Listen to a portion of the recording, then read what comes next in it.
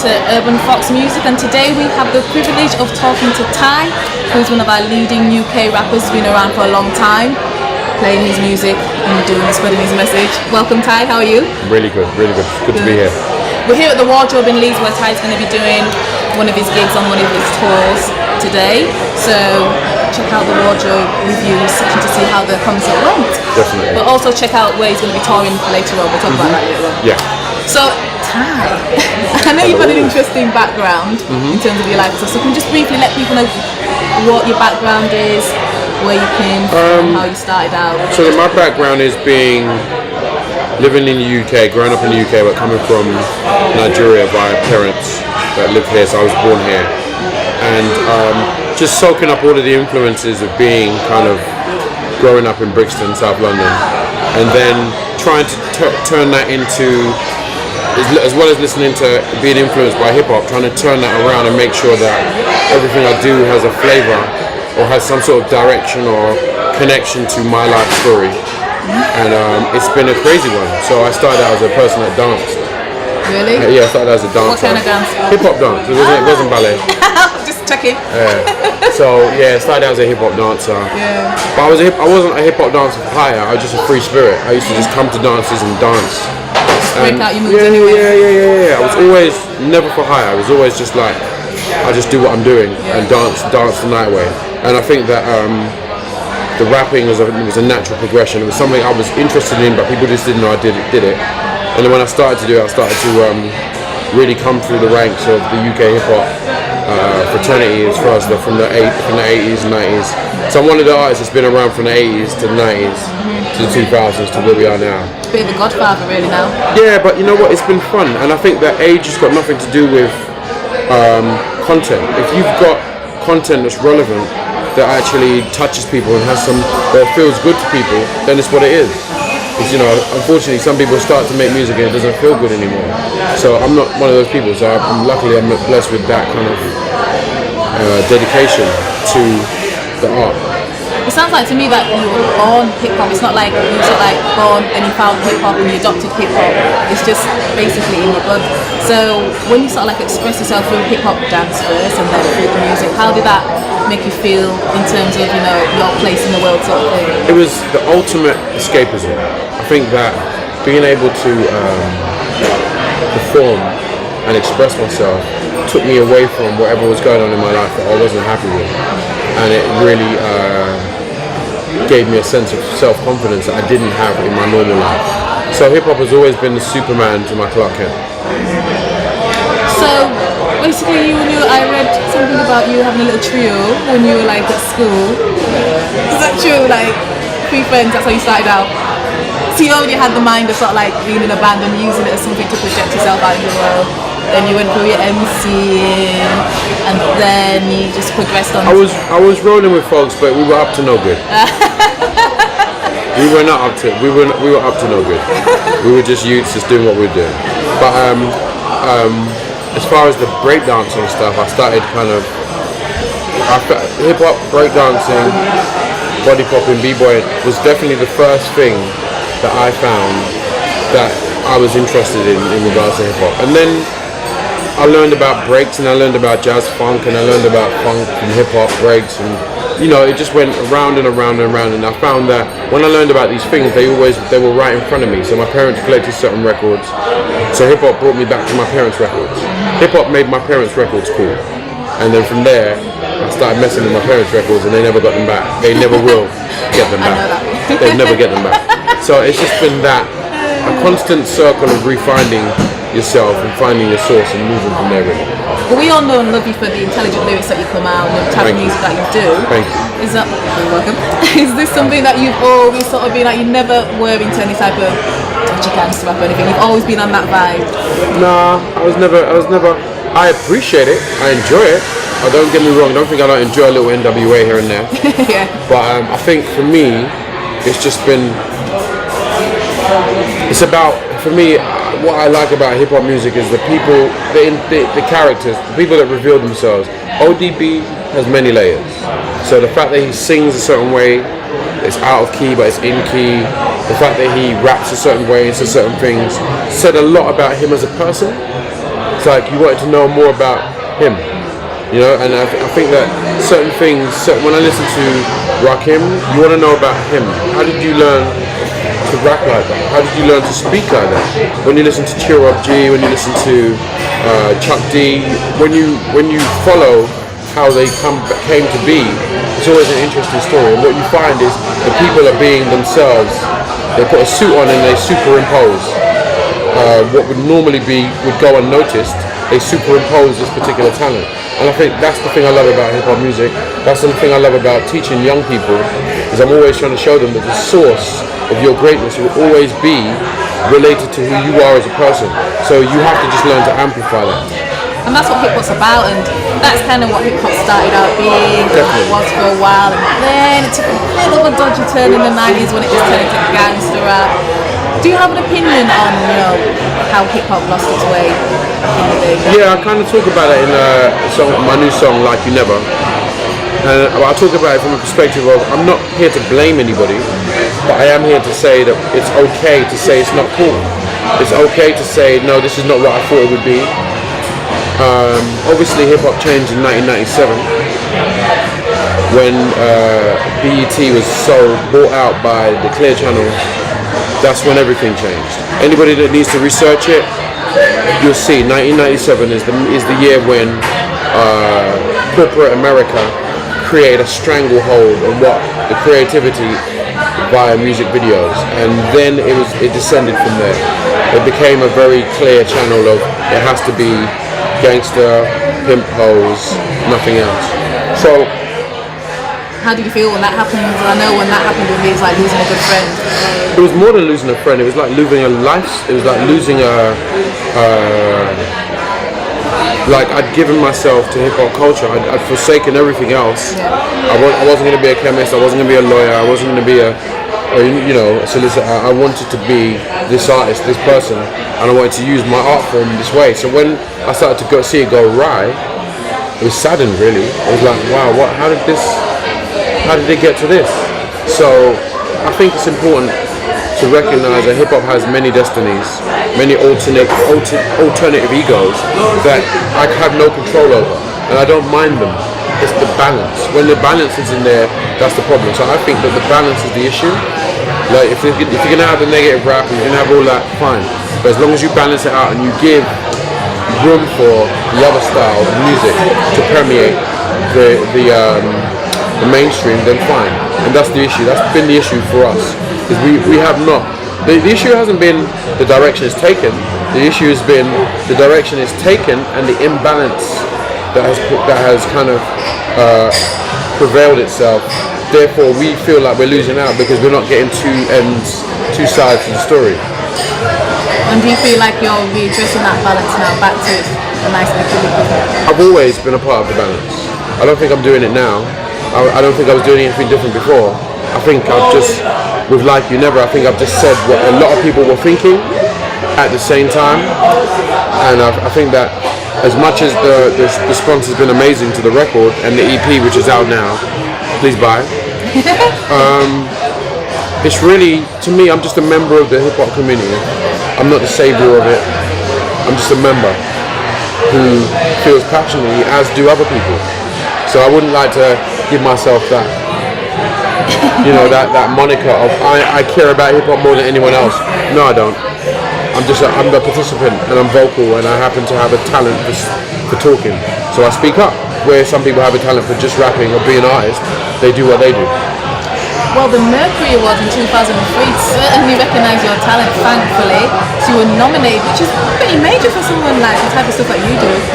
I don't want to say that Mercury don't nominate good people and stuff, but when I heard that, I thought, yes, we might be actually getting somewhere here. How did you feel when you actually nominated back in 2003? It was an amazing experience.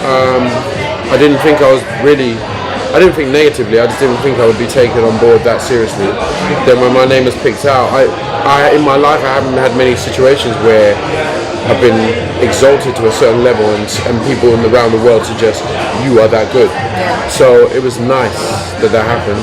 It was nice what happened after that. It was nice to be allowed to be respected on a certain level. But I don't think it's the be all and end all. I think that in this life, in this game as an independent artist, and we stay independent because we want that freedom and we want the ability to make the music we really want to make, rather than being told, you need to do this for marketing. And that's why you signed on to True Thoughts. So I signed to True Thoughts in January. That's why I signed to Big Daddy years ago. That's why I did something with BBE, because I like those type of situations. And it's been cool. The thing is, it's not just signed to True Thoughts, we collaborate. Yeah, exactly. So we're experimenting together. So we're two independent entities, it's Thai Music and True Thoughts. We are collaborating on the brand of Thai and the brand of True Thoughts with Thai. And it's been beautiful. It's been really good. The videos have been interesting. Yeah, you got like 27,000 hits in the first week for your new video that came out. Yeah, it's 40,000 now. It's 40 now. Woo! 40,000, so it's 2 months, 40,000. That's amazing. And that's just generated by people's passion though, like... It's not generated by any record company. Yeah. There's no small room of people that are working on the internet to tell people to check the video. It's just a couple of folks. The Like You Never record is a natural hit. It's too slow. But certain DJs tell me it's too slow, then as soon as everybody started playing it, they started playing it, which is funny, which is great. But to me, what I like about that record is it's a natural hit. It's a natural, the people are like, yes, that's my record. And as artists, you don't actually get many times where you have a song that people say, you just spoke to me. As an artist, you hope to have one or two records that speak to people, or have a career with records that speak to people a lot. That record there speaks to people, and I'm really happy about it. Yeah, man, so check it out online and share, because that's what we want. Everyone getting involved. It's not about the artists and the listeners, we're all in it together to share the music. Definitely. So, I'd like to hear about this hip-hop Shakespeare thing you did. I wish I had this at school. When I was at school, this sounds cool. What's this all about? Shakespeare, hip-hop? Hip-hop Shakespeare is a company that started up by Carla. And Carla's brought me and many other people on board to be practitioners, and we go into schools and we show young people, we take the lesson of Shakespeare and hip-hop, and we put it into context for them to understand how Shakespeare actually does relate to them regularly now. So we take away the kind of posh element of Shakespeare, and we show them that Shakespeare was actually quite contemporary. He wasn't famous when he was born, when he was alive. His stuff was for regular people, so just like how EastEnders is a regular thing that people watch, his plays were that sort of thing for the regular people at the theatres or who went out. It was noisy, it was rowdy in the Globe Theatre when people was there watching a play. So we kind of bring that aspect to their understanding, and we strip away the kind of stushness, the kind of it's upper class. We like to take that out of the way and say, look, Shakespeare can relate to you too. And it's fun. Shakespeare rocks people. As do other writers too. Oh yes, not being biased. And also, you're doing a documentary on yourself, aren't you? Yes, we are. And you're asking like all the fans out there to contribute and sending stuff. Definitely. That's cool. That's another example of us all coming together and making something together for everybody. Definitely. I can't wait for these TV stations to realise that I'm important enough to make a documentary about. Exactly. We were just saying the same thing. There's no point. I think that's an old attitude. I don't have that attitude anymore. You got to make it yourself. Absolutely, and that's what you're doing now. So, what would you tell people who want to contribute to the documentary? How can they get in touch? Definitely get in contact with us. At the moment, the email that you should email is onit. It's Sidel, SIDEL at onit, onitpr.co.uk. We want, if you've got pictures, if you've got footage that you want to share, that we want a lot of footage of me over the years in different situations, please give it to us. If you want to contribute and say something online or to camera even, you can do that. It's cool. I mean, we just want to basically celebrate somebody while they're well, while they're fit, while they're able, and do it now, and not necessarily wait for any record company or a TV station to think, shall we do something about ties? Like, really? And bring out his greatest hits. Shall we do? We're not waiting for that. No, man, because it's all about the living, man. It's not about dying, so let's live and do our thing now. Definitely. So, Sidel was telling me about some MTV exclusive you're doing. What's this? MTV have the exclusive for a week or 2 weeks of the Let's Start video, which is this part 2 of the EP. Yeah. Kick, Snare and an Idea, which is the EP that's just come out. Get that. And it's cool. Like the first video we shot, the Like You Never video was shot in Aruba because we was over there teaching. Big up to Bunny Bread and Adam Rogers who filmed and edited and made that happen. Salute to you guys. This new video is shot. The idea was conceived by Alex Wynn, photographer, stroke visual genius, bad boy himself. And what was interesting is, with this new phase of my career, I'm working with the people that I want to work with. So if I want to work with someone on a record, I work with them. If I want to work with someone on a cover, I work with them. If I want to work with someone on visuals, we do it. It's not about record companies telling me who to work with. I'm really trying to enable the people around me, and they're enabling me back. So the t-shirts were done by 808 t-shirt, 808 shirt, not this one. This is done by Statement. Big up to Statement clothing. But my t-shirt, Like You Never t-shirt, was done by 808 shirts over in America. They created the design. There's a video showing how they made that, and that was and it's completely about someone listening to my music, being inspired, feeling they can play that music to their kids, and then creating a t-shirt and letting me know about it. And then we took it on and we pushed it out there, and it's been brilliant. We'll be selling some of those t-shirts tonight also. Oh, and you can get those online too as well? You can get them online, but we have a vinyl of the EP, limited vinyl, 10-inch special. Oh my God. We're selling some of those today. Here, down there? Yeah. We're trying to, just trying to bring it round to, even if I don't sell 1 million records, I want to sell 100 quality records. And we're just giving that art and that love back to the format.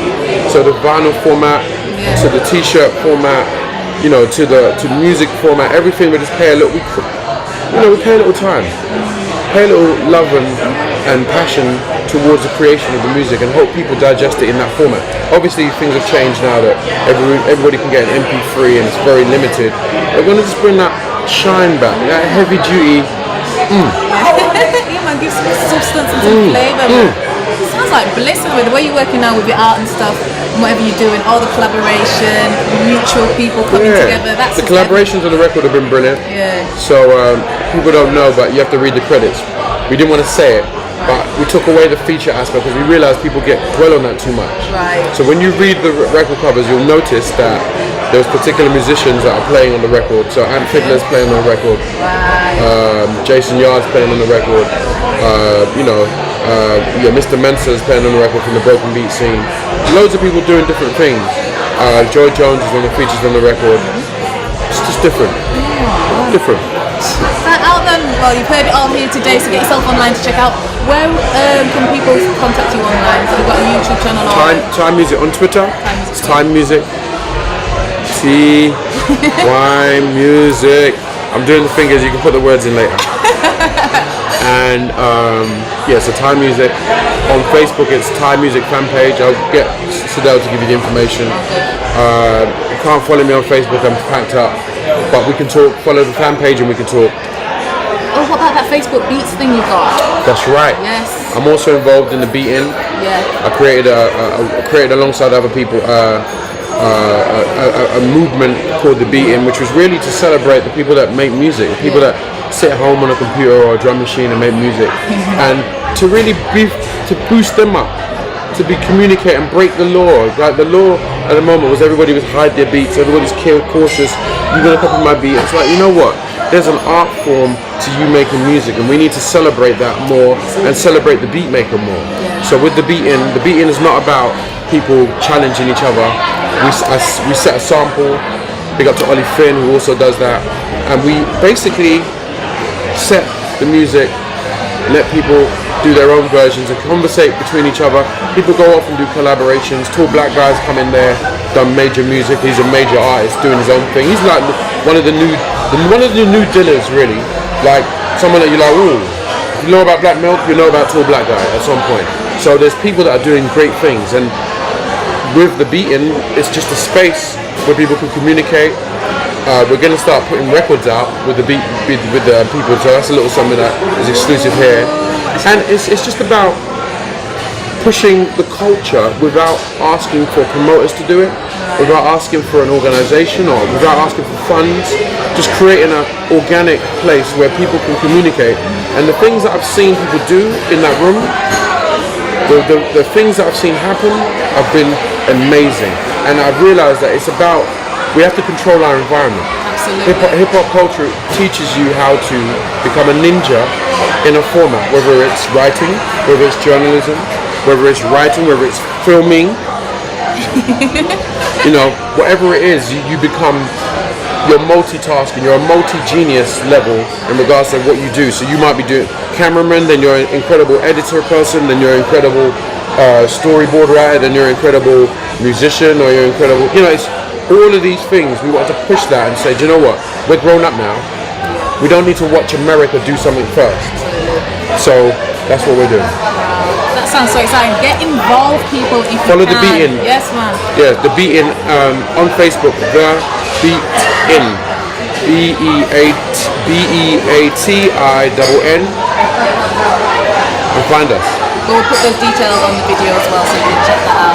Oh man, all sounds sweet, is all I'm saying.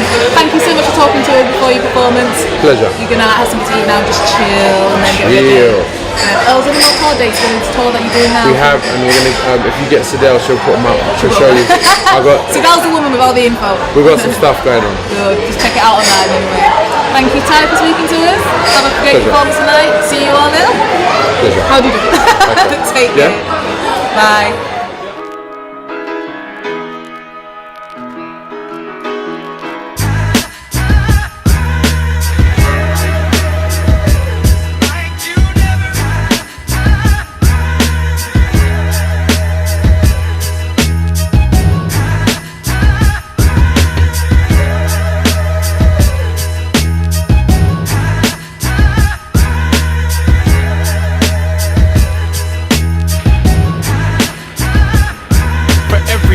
Steps forward, I take 10 steps back. I love the music, but can't see where it's at. Strictly fast.